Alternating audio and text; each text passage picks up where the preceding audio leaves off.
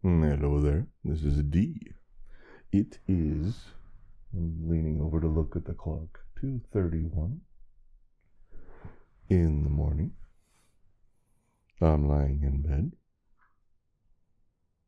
I got my dog here next to me, who's licking himself, if you hear some background audible noise. I think I woke him up when I grabbed the recorder. And I can't sleep.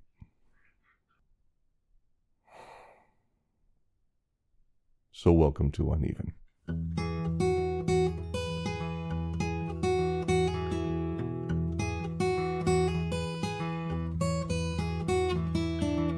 So how you doing? I'm doing okay. Thanks for asking. I appreciate that. I miss these conversations when I don't do them. I get so busy trying to keep track of our new online community and keep things moving and do all the different background pieces of it, which there's always tons to do, and I get a little overwhelmed sometimes, and I forget to go back to my original, which is the podcast. And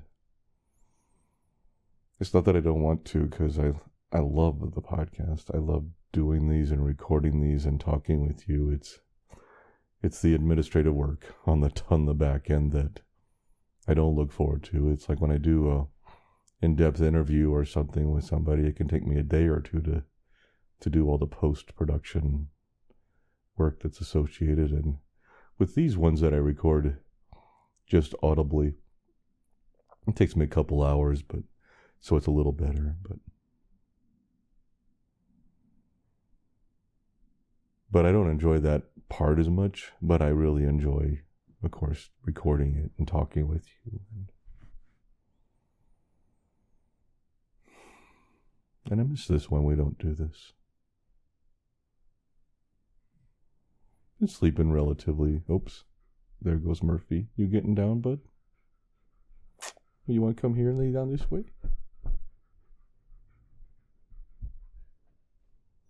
That was him circling around and finding a new position, so he's still on the bed here with me.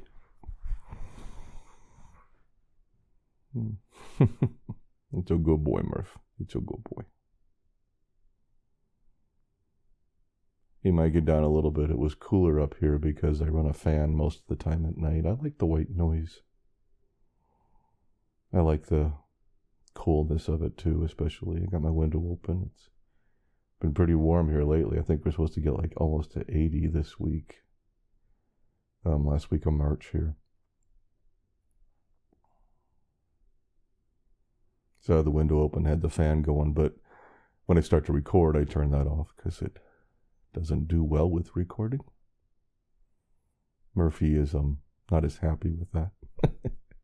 I'll turn it back on in a little while, but actually it's cooled enough overnight, so he's pretty comfortable. Tonight is one of those interesting nights when I can't sleep. I woke about 2 o'clock, I think, maybe 1:30, 2 o'clock. Actually, I woke about midnight first. I might have got back to sleep for a little bit, got up again maybe around 1 or 2. Had a sharp, not a really severe, but a sharp enough pain in my left foot, which is not the foot I used to get the nerve pain, but one just kind of hit me there, and haven't had that in a while. And I've talked with you through this ad nauseum, and I know that I'm not going there right now again, but it does send you down the rabbit hole sometimes mentally, to where you start to wonder about, is this a sign of something new? Is this a sign of a new wave of a new symptom or something? My wife's been sick a couple times lately, and we're starting to think that maybe it was COVID. Tested, but depending on when you tested, it appears negative sometimes. But we're familiar with the symptoms because we've had it 4 times before. Both of us have, and I got much milder version, I think, of what she went through. But I've already been through the fatigue and the muscle aches, and still going through those somewhat. And that to me is my typical long COVID bout I get when I go through this. But often after that bout, I often get, or at least the last couple times, I've gotten a new symptom or a new wave of symptom. A couple of years ago, it was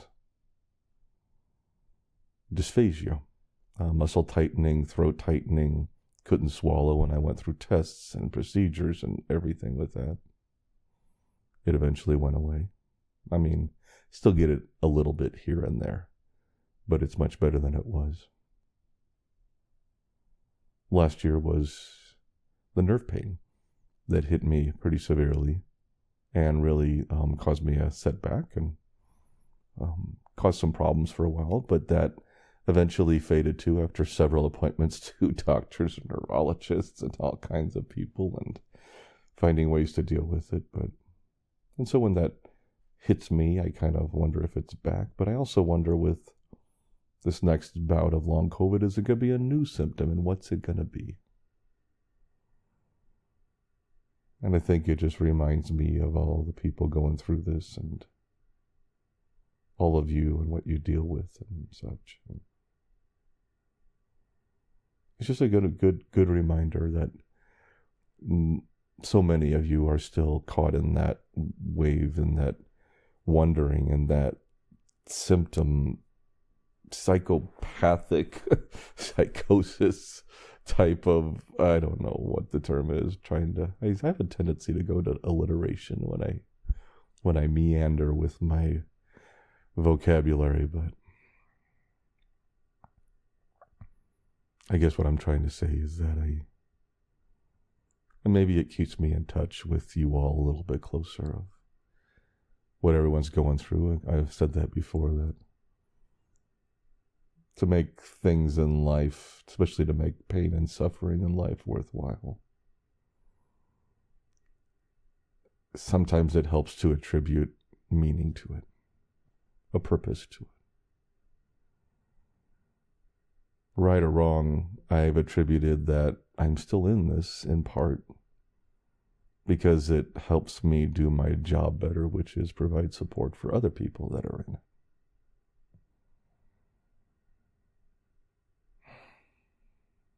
And you know what? I'm kind of okay with that.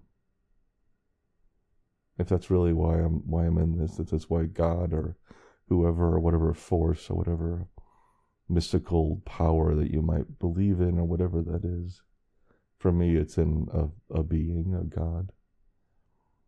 If that God wants me to still experience this in different ways so that I can be of better support to others, then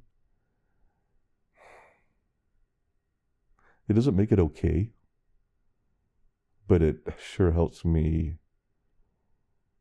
understand it a little better and put a little meaning on it. I kind of like that. I'm picking up my recorder right now because I've done this too many times, turning on the light and looking at my meter, because making sure I have the right switch on and the volume at the right level, because it's pitch black here. Okay, turn the light back off again. And sorry if there's a little bit of noise as I shift around the recorder there.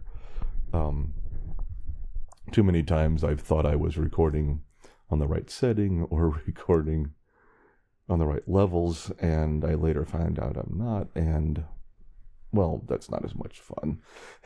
And I have to re-record or I lose that recording. I've done that before. So tonight is a little interesting night. A little bit of insomnia. Well, a little bit. I mean, I can't sleep. Slept for a few hours. Woke up with a little bit of pain. And then couldn't get back to sleep. And as I do, almost at an addiction level, I pick up my iPad. I pull it open and I go to YouTube, is probably my go-to. Sometimes I pull up a movie or old TV show on different server or something, and I watch that. Tonight was a little bit different, though, because we have no internet. I pulled up my iPad and I wasn't getting a connection, and I pulled up my browser on my iPad and that wasn't getting a connection, and I rebooted my iPad and that wasn't getting a connection. I pulled up my phone and it wasn't getting a connection. And So I decided that I shouldn't be online, and I lay down. That was earlier, around midnight, and then got another hour of sleep or so, and then about an hour, 1:30 or 2, whatever, I woke up again and tried again, and it's still not working. And I finally, with my phone, I could actually log into the website through cellular, and I found out there is an outage. Don't know how long it's going to be, but there's an outage in the area. I do wonder, they're 2 doors down, a neighbor of ours is putting in an in-ground pool, which is strange because I don't know of any other house in our entire huge neighborhood here that has a pool. They're not that common out here in Colorado, and especially in our neighborhood, I didn't even know they allowed pools, so that was a surprise to me. But they're putting an in-ground pool, and good for them. Happy for them, but the real tiny one, I guess they call it a spool or something, which is like a small pool or spa pool or something. I don't know. But not very big, because they don't have much room in their backyard. So, but anyway, you do wonder if with the digging and stuff like that, if they ever get a line or something, and it's probably someplace else. I don't know what's going on, but right now we have no internet, so it kind of puts you in a position of, now what?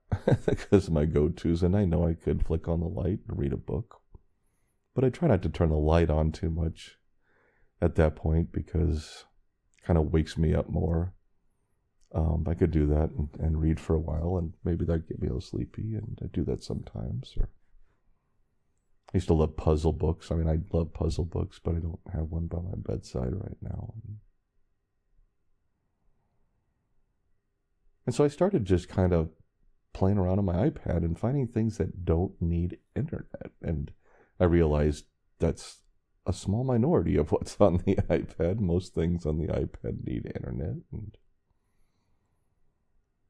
it was a good reminder of my addiction, my dependence, whatever you want to call it, on the internet, on YouTube, on online media, movies, shows, and that I have something to go to. And I know it's not the best, the healthiest thing for me. I understand that. And I know that moderating that for me is a healthy thing. And I know that too. But I'm not always the best at that. I'm not always the best at my own discipline. I'll admit that. I'm no different than anybody else. I have things that I find it difficult to improve upon because I am a creature of habit. And I enjoy different things. Food is probably my biggest addiction. I like food. All kinds of food.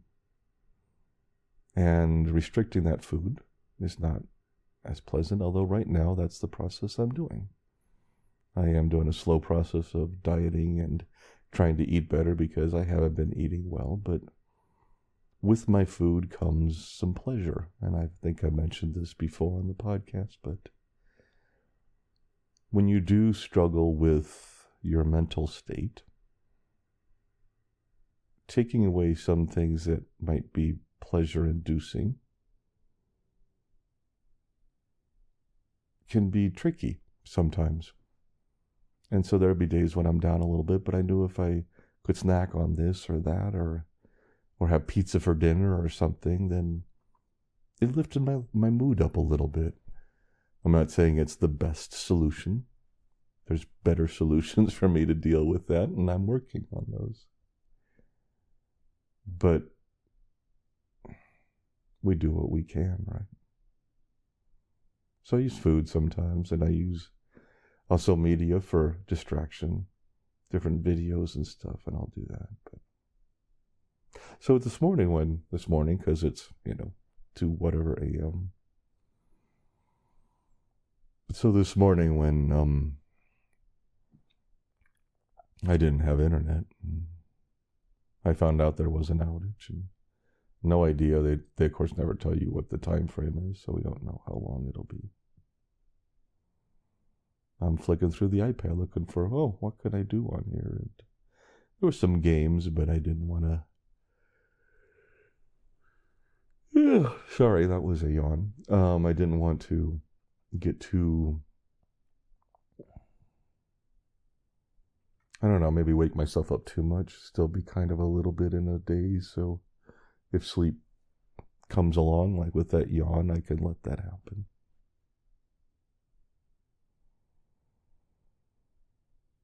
But I look around for other things, and I finally came across my music. And I just hit my music icon because I've uploaded a lot of CDs in the past, so I had some things downloaded to my iPad, like my Apple Music kind of thing account, that were actually on the iPad. So actually a few thousand different songs and different things. So I started scrolling through that,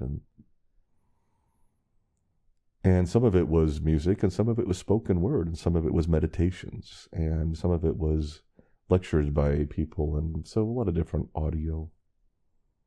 And I enjoyed that.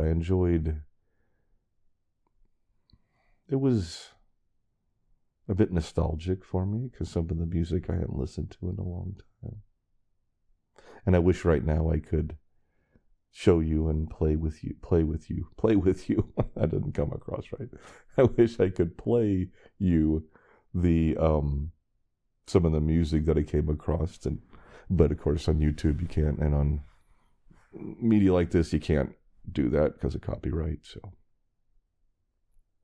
but things from my college days, things from before that, things I grew up with, songs more recent that put me in a mixture of music. I've been a fan of all kinds of music over time.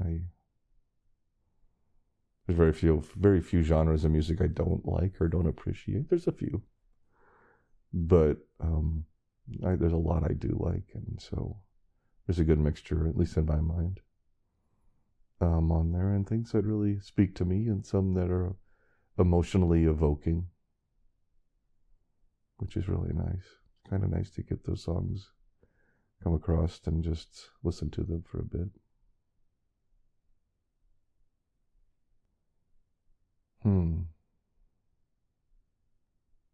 It was kind of nice, actually. It was kind of nice because I got to slow down my pace a little bit. I got to just listen for a little bit.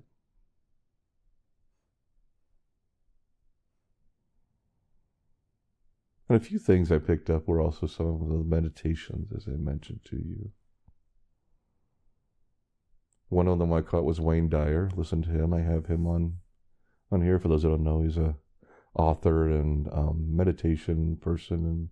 And I don't know if he's still alive or not. He might have passed away. I'm not sure. I feel like I've heard that somewhere. But anyway, I think he did.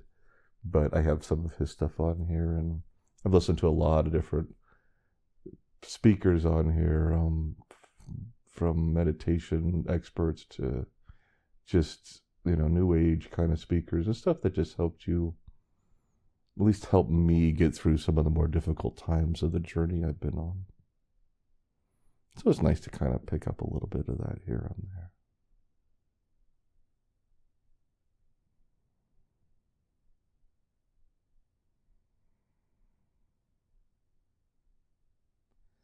I don't know.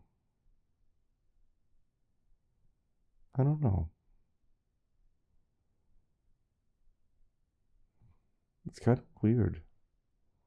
It's kind of weird because there's a little piece of me that thinking, with the internet being down, it's like, what if the whole world's internet is down? I have those thought journeys sometimes. I don't know if you do too. But I have those thought journeys sometime of what if scenarios. And this wasn't freaking me out too much. There are thought journeys that do that. But this one wasn't one of those. It's more curiosity. I have a lot of thought journeys that are curiosity. And by thought journeys, I mean they're fantasies, they're visions, they're exploring the what if scenarios in my mind. And sure, with anxiety and with bind and all these experiences I've been through, a lot of them are negative. But Not all of them are. A lot of times they're also just curious, as I mentioned. And the idea, like, if the internet went down, how would you know? And I start to go through that process. So that's why I finally realized, okay, wait a minute, I can still log in through cellular on my cell phones. If I turn off the Wi-Fi, it'll kick in. So I did, and pulled up, and since the website was still there for my internet company and it said there was a local outage, then I didn't dig much further because I assumed that was just what was going on. But still an interesting concept. And what I thought was most curious about that was my reaction to it. Like I said, there was first the part of curiosity of, oh, well, what if that's down? What does that do? What does that do for my day? I know that's very personal. I mean, that's, by personal, I mean, I'm thinking only of me, and not all the other ramifications, which there are tons out there. But initially, I'm thinking of, okay, what do I do right now? Well, it's middle of the night. I'm not going to do a lot, but what do I do in the morning? I mean, my business revolves around the internet. I run a support site and do podcasts and communicate with people, and I'm in meetings, and that's what I do. So is it a good or a bad thing if the internet's not working for me for that day? It makes me think about the whole of, is it good or bad if the internet went down? Now, I think for the long run, unfortunately, it's pretty bad because a lot of infrastructure would be lost. There's a lot of, I think, critical services and stuff that utilize this, and a lot of people would be in some difficult places. But there's also a part of me that wonders, but what if? How would we communicate? Would there be anybody out there communicating? Will be some ham radio operators or radio stations that kick in? And do I have anything that could receive that? I realized I have like an old ghetto blaster is what we called it back then, boom box, whatever the term is you wanted to use, out in the garage, and I could try to see if I can get a radio station in. Some people have scanners, and they can scan those radio waves and probably get some information. But most of our communication is over the internet. Even a lot of our TV, you can turn on TV stations and see if they come across, but most of us get TV over cable or dish or something, which might also be compromised if something happened. I don't know. Things that make you go,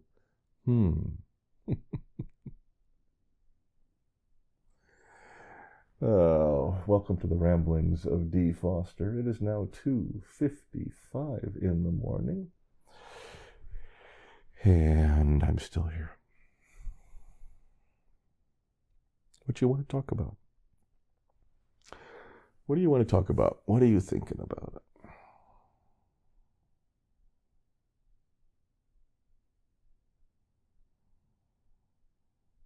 You ever have those moments when you've sent an email to someone and you're waiting for a response? And it was one of those emails that you know is going to elicit a certain response. But you don't really know what the response is, but it's one that you wrote and rewrote and rewrote and rewrote many times. And it was hard for you to press send because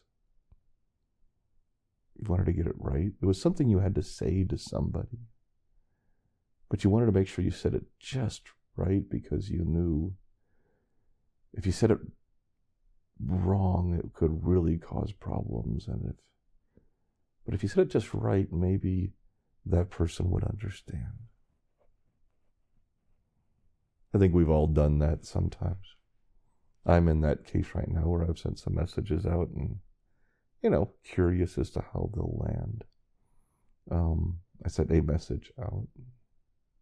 You wait to hear back, and then you check in, and you check in again, and you check in again. I had that recently with some people I worked with, and I realized I sent an email out that, in hindsight, now that I look back on it a couple weeks ago, that I wish I hadn't. I wish I had voiced it differently. I wish I had written it differently. And I even wrote after it and said, I think I made a mistake here and tried to clear the air. And I think it did with some people, but it never fully clears the air. But the anxiety that goes with that, I can really work myself up about that. I can really work myself up. I'm not great at letting that go. And then I have that, what's a term for it that I could use here? Is there a good word for that?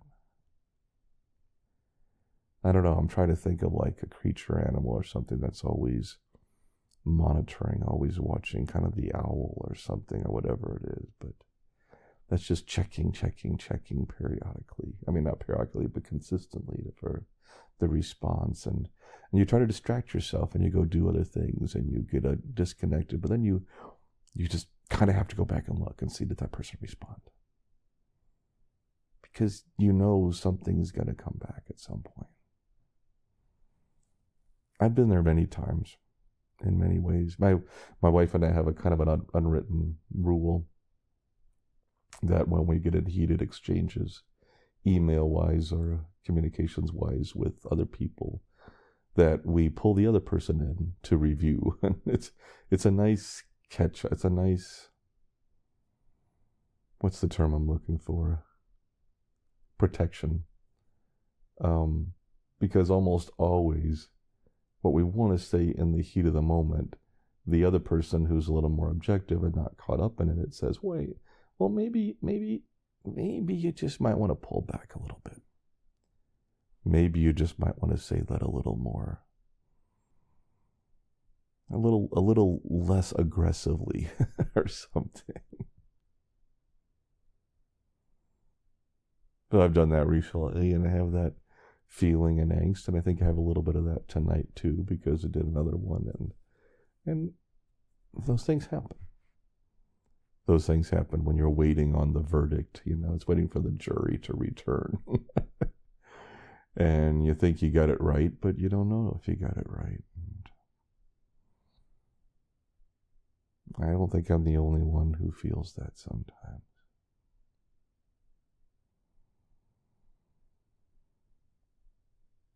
But the thing is, once we hit send, there's not a lot we can do about it. We should just be able to walk away. We should just be able to hit send, let go of it. And then when we hit that bell or whatever it is, that a new email came in and the response comes, then we read it with an open mind, see what that person has to say. That's how it should happen. But then again, what are shoulds, right? What are shoulds? It's not how our minds are wired, especially those of us who struggle with anxiety and medication complications, as do I. But I got a feeling that's probably a little bit of why I'm not sleeping. And it's really ironic, too, because I do ever feel like things happen in life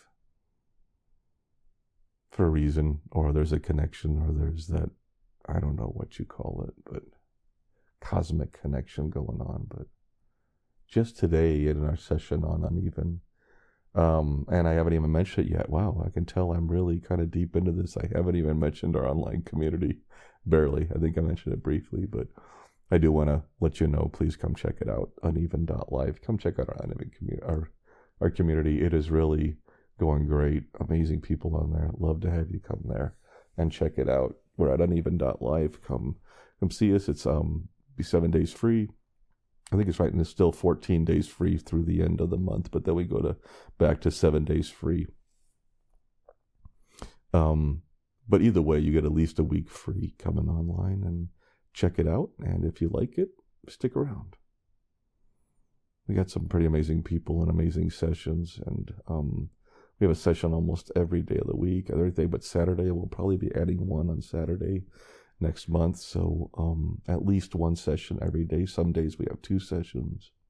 There's always stuff going on, and a lot of communications and a lot of spaces on different topics, and it's a very active community, so please check us out, uneven.life. There's the plug. For those of you that were waiting for it, there it is. Anyway, now I have to try to remember what I was talking about that brought me to that. You all know because you were listening to the podcast, and I don't remember unless I hit rewind and play what I listened to, but that would break up my recording, and I don't want to do that. So I was talking about something. Oh, in the community. That was it. I think I'm getting a piece of it. I'm getting a piece of where I was. Do you ever do that? Where you're trying to capture that memory and you're trying to get back to what you were talking about, and you get glimmers. You get a glimmer of it, and you grab that and you pull that back, and there's another piece of it, and there's another piece of it, and you pull that back. Then finally you hit it. What it was, and that's where I'm at right now. I was talking about one of the sessions. We were talking about insomnia. That was it. And I was going to mention that irony, that cosmic kind of connection or whatever, that just today in a session at Uneven, we were talking about insomnia a little bit, and I was mentioning how my insomnia is often where I feel like there's this window. There's like a window within like an hour and a half or so, maybe hour, of when I first go to bed. And if I don't fall asleep in that first hour, I can be up the whole night. There's this window. It's like there's this window that I have to fall asleep in, and if I don't, I missed my window. I don't know if anybody ever experiences that. I think some people in our session did. But that's what I have sometimes, and that's what tonight is. I actually fell asleep, so mine was a little bit different, and then I woke up. But I got up, I went to the bathroom, came back, and I didn't get back to sleep in time, and I missed that window at that point. But either way, I can often tell where my mind is, or where that, I don't know if it's the cortisol or whatever it is, or whatever I don't always get all my neurotransmitters straight, but, or the medication, or whatever it is, the juice that's running through our bodies. But, whatever it is, I don't know, but I stay, once I get to this state, I know I'm probably up for a while, and it's okay. This is when I get to talk to you sometimes. This is when I get to talk to you, and I like that. I really like that.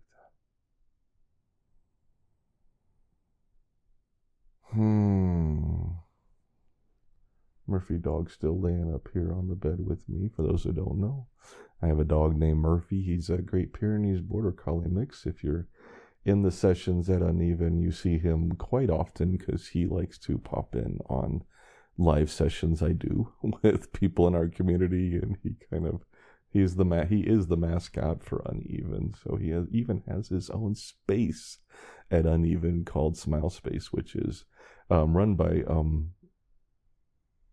Lisa, one of our people on our team, Lisa Gemmel, but it's his space because he's got the mascot on there. So Lisa really does all the work, but just so you know, but still it's his, because Murphy has a problem with that whole opposable thumb thing and keyboard stuff, so he's not good on it. But anyway, I'm rambling because it's uncomfortable silences.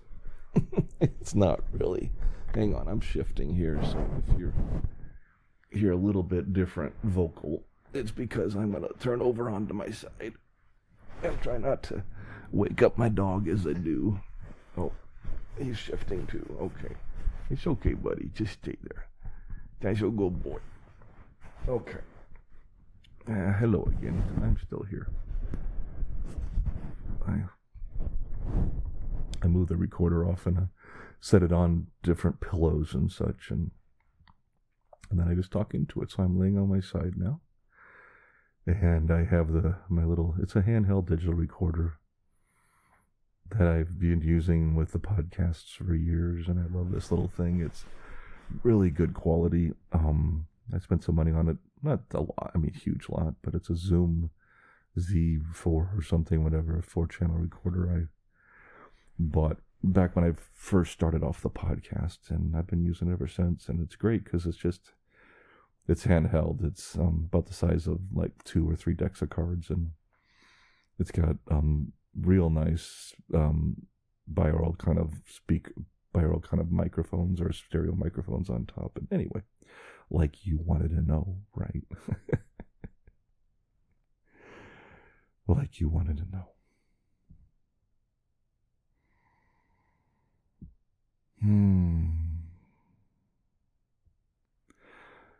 You never know. Might get back to sleep here. Maybe you will. Maybe you're listening to this right now. I know some of you are because you've shared it with me many times, but maybe you're listening to this right now, and maybe my voice is helping ease a little bit of your stress, ease a little bit of your worry, so that you can drift off to sleep yourself. And I'm okay with that. I'm okay with that.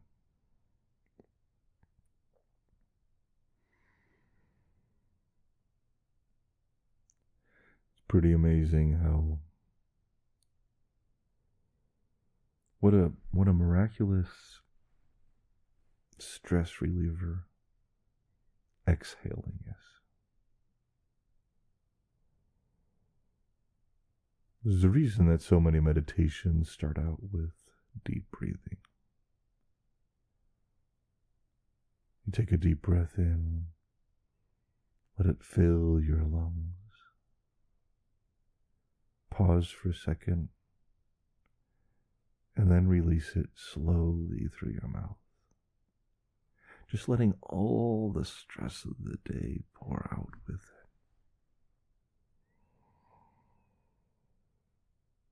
And you do that a couple more times. It takes that edge off, you know what I mean? It just takes that edge off. And then maybe you can move into a deeper meditation or go on about your day, but it just gives you that break. It just gives you a little break.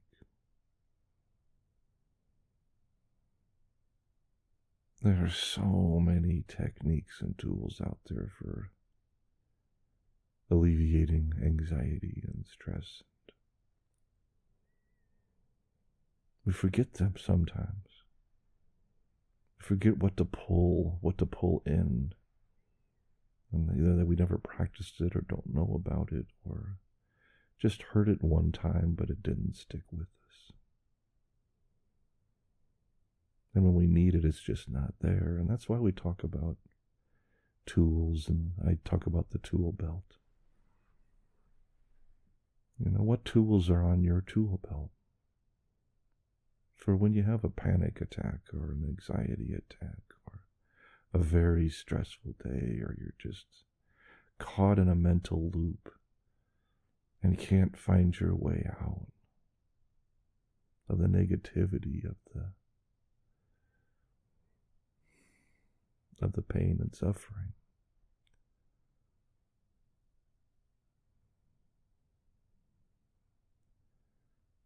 And sometimes you just need those tools, those ones that you have practiced, the ones that you have used consistently to the point when you can just do them. I was that way, and I'm trying to get back to it again.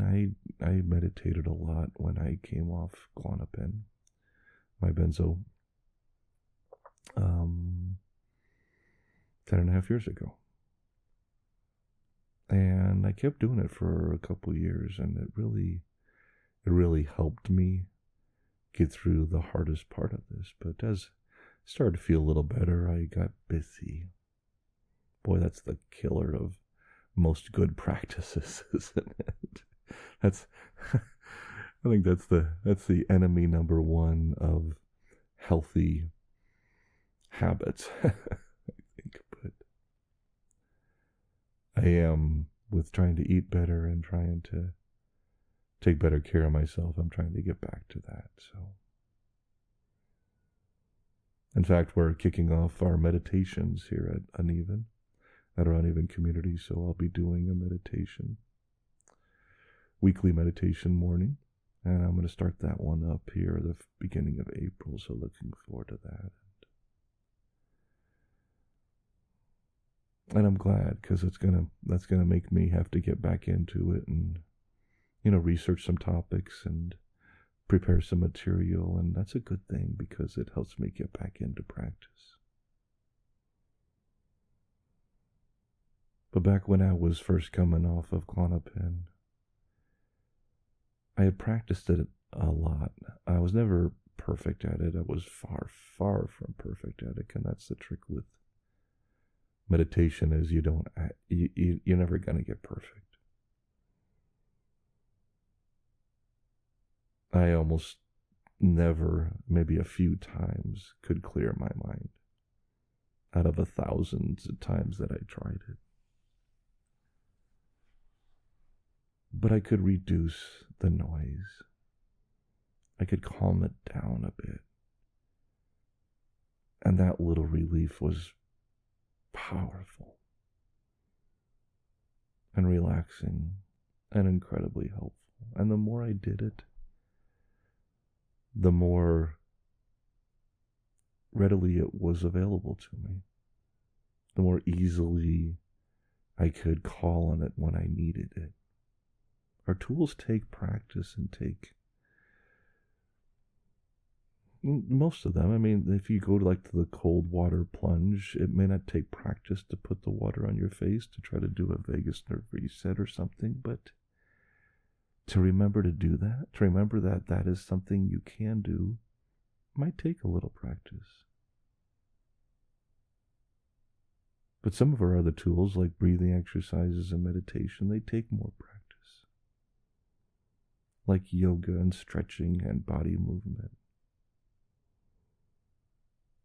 And they also get in your body and your mind more in tuned to these types of practices so that when you call on them, they're there. For meditation, that was a state I had gotten to. And it was very helpful to me.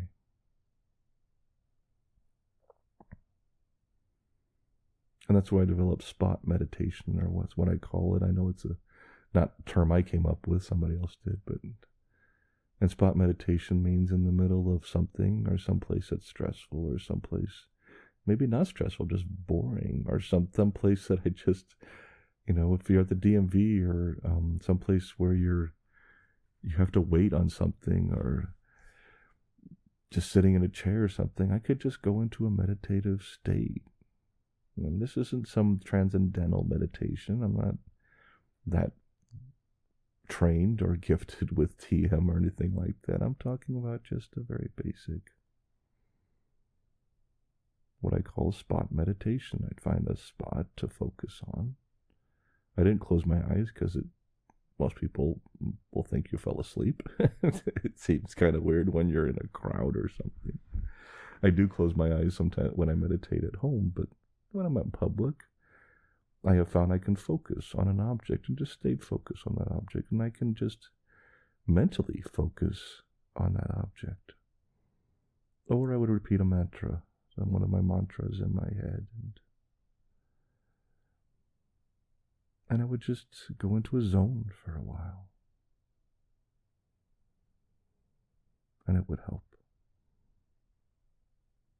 But that's because I practiced it. I developed that tool. I added it to my tool belt. I think that's a good visual technique to use is the tool belt. What's in your tool belt? What are your go-to tools, techniques, tips to help you when life gets to be a little too much? Do you go and take a walk? Be out in nature. It's a really good one. Do you reach out to someone else? Find somebody who can be there with you, who can help bring you down and calm you. Do you, like I mentioned, splash some cold water on your face, which might help? Or do some other form of vagal nerve resets or something like that? Or do you do deep breathing exercises, as we started to do here earlier on?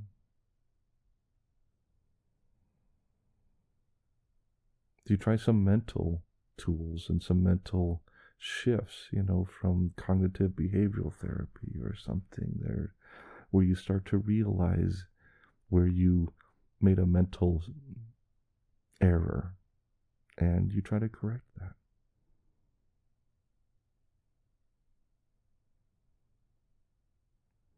There are thousands of tools out there, thousands of them. Find the ones that work for you. Practice some. Develop those skills.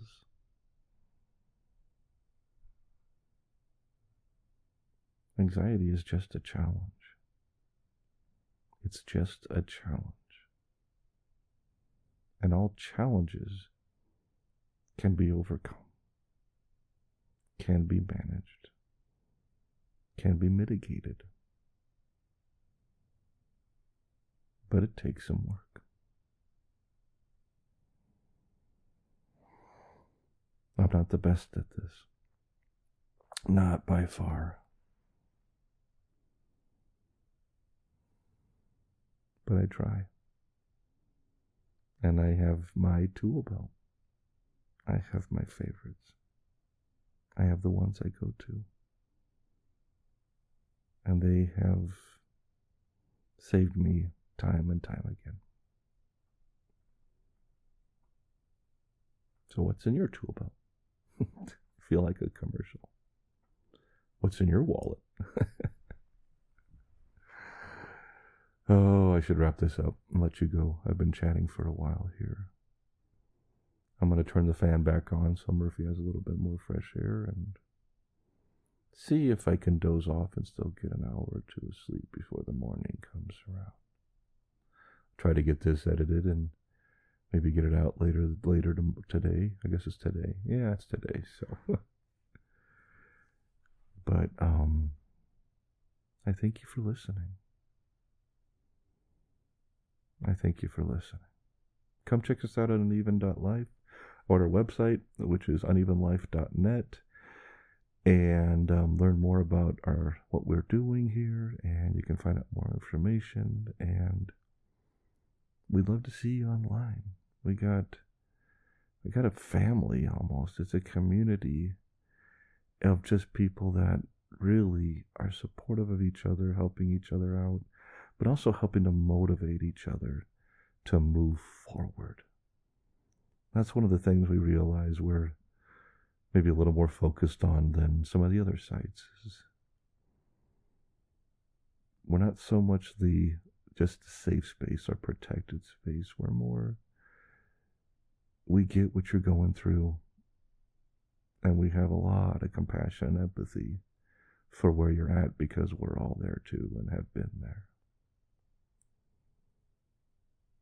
But at the same moment, at the same time, we want to encourage you to take a few steps forward when you can.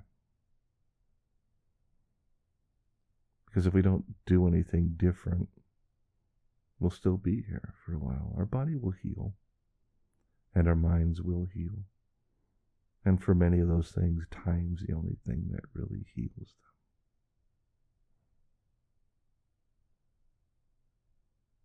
But developing some tools, taking some steps in the right direction, can make a big difference. It can make a big difference. I'm going to sign off for now. I hope you get some sleep. I hope I get some sleep. I don't have to hope Murphy gets some sleep. He's been out cold the whole time. But take care of yourself. And I'll talk to you soon. Thanks. Hey, this is Dee. Thank you so much for stopping by and checking out our podcast. I do need to remind everyone that this podcast is for informational purposes only and should never be considered medical, psychological, or professional health advice of any kind. If you or someone you know is dealing with significant mental health issues, please seek professional help. Resources can be found in our show notes and on our website at unevenpodcast.com. Take care of yourself, and I'll catch you on the flip side.